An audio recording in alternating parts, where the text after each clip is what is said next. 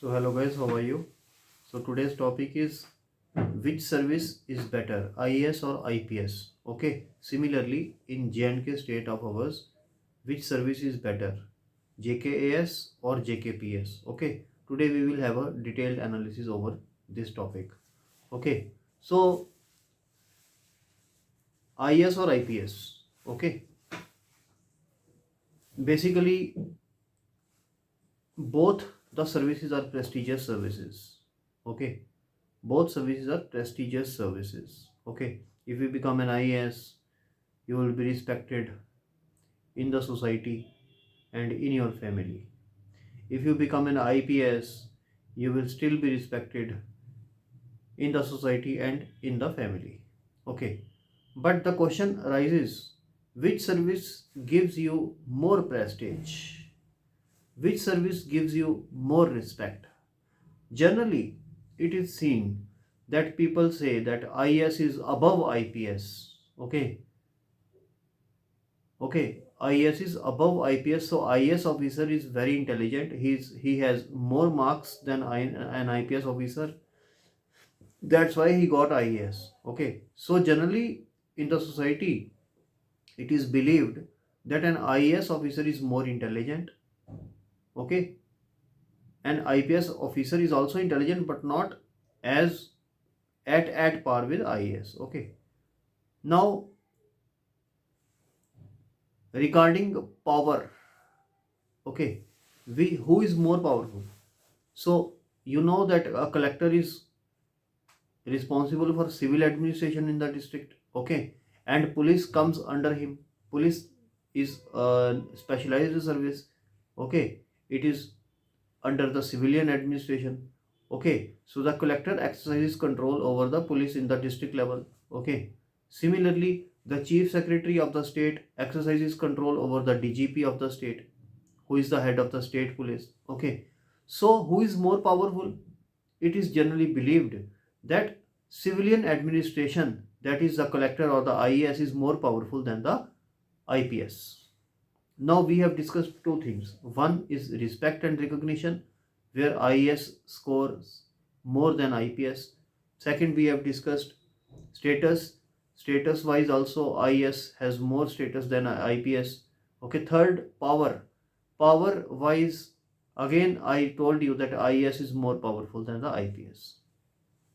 Now this is again and again I use the terms what the society believes, what the family believes. Okay, but what actually is the what actually is in reality? Now what is the reality?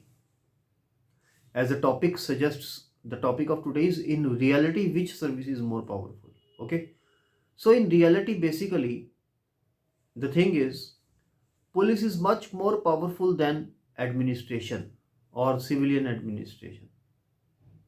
Now you will say, sir, how? Because civilian administration controls police. So how police is more powerful than the civilian administration? So my answer to you is this, that although in theory, okay, in bookish language or in theory, civilian administration controls the police, but in reality it is not so.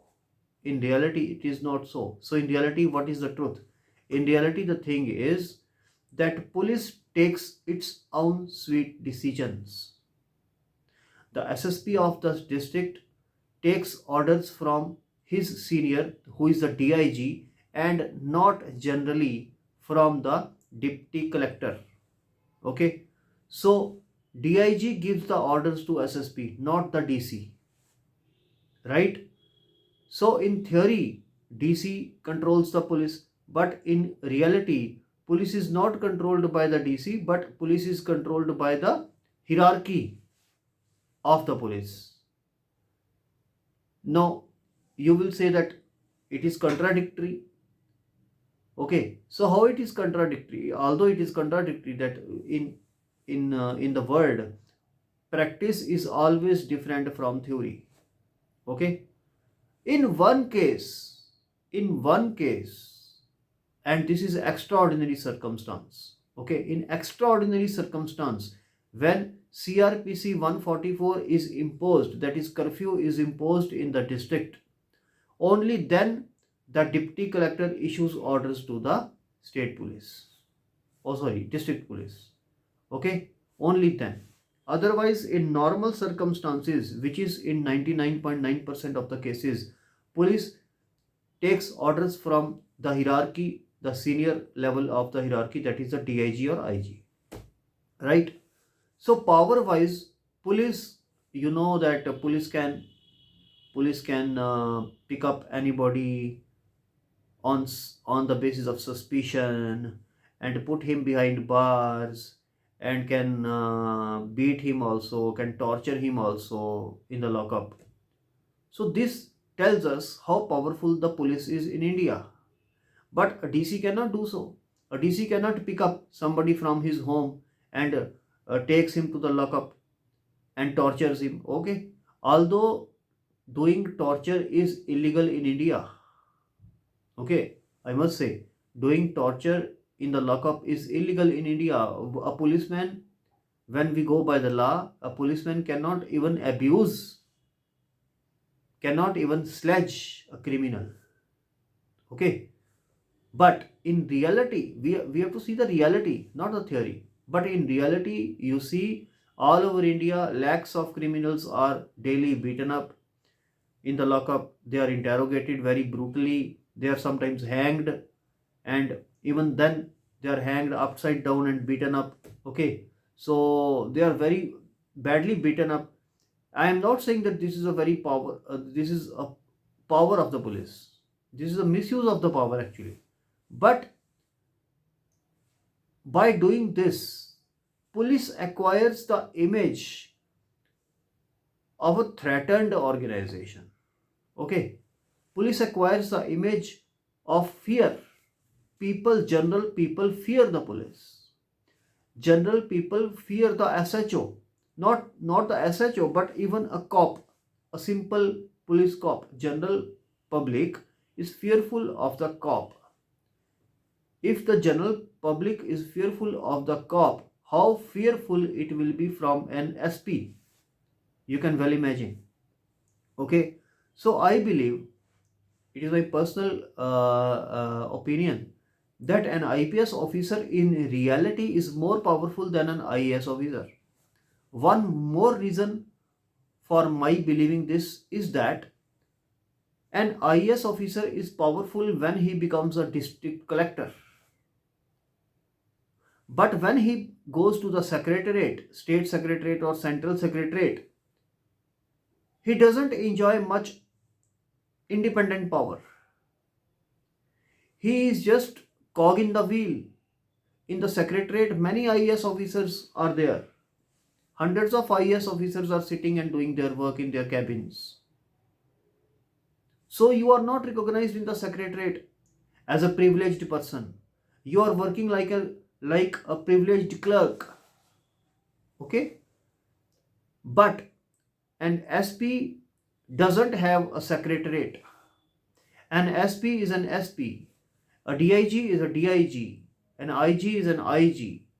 Whether he is IG security, whether he is IG traffic, whether he is IG law and order, or whatever, he is an IG. The tag of IG, the tag of DIG, the tag of SP, the tag of DSP, okay, the tag of DGP, the tag of ADGP is always attached with him, irrespective of the fact that he is posted anywhere in the state. The people will fear him, the people will respect him, and people will recognize him. Of course, they will recognize him when he is in uniform, and when he is in civilian clothes, even then he will be recognized. Moreover, when he enjoys, when he is posted in the crime branch, he doesn't have to wear the uniform. Okay, so you cannot say like a policeman always wears uniform. In a crime branch, for example, if he is posted for 5 to 10 years, then he doesn't have to wear the uniform. Okay, now many people say that police doesn't have the holidays on the Sundays. Okay, so these days, many companies many shops, many showrooms, many malls are open in on Sundays. So their employees, their managers, their owners work in the Sundays. So similar for the police. They have comfortable offices, they have well maintained offices with sufficient help staff. So they do not get bored. They enjoy work. Yeah, they get offs. They get offs not on Sundays but on some other days. On those offs, they can enjoy family time. Okay. Now coming to this point that the policeman always have to be on his toes. He can be sent to the crime scene in the night. He can be sent to a, a protest place, a place where protest is going on any time of the day, even in the morning, even in the afternoon, even in the rain, even in the sun. So what? So what? A policeman is inducted into the IPS or state police in his young age, say 25 years, 30 years.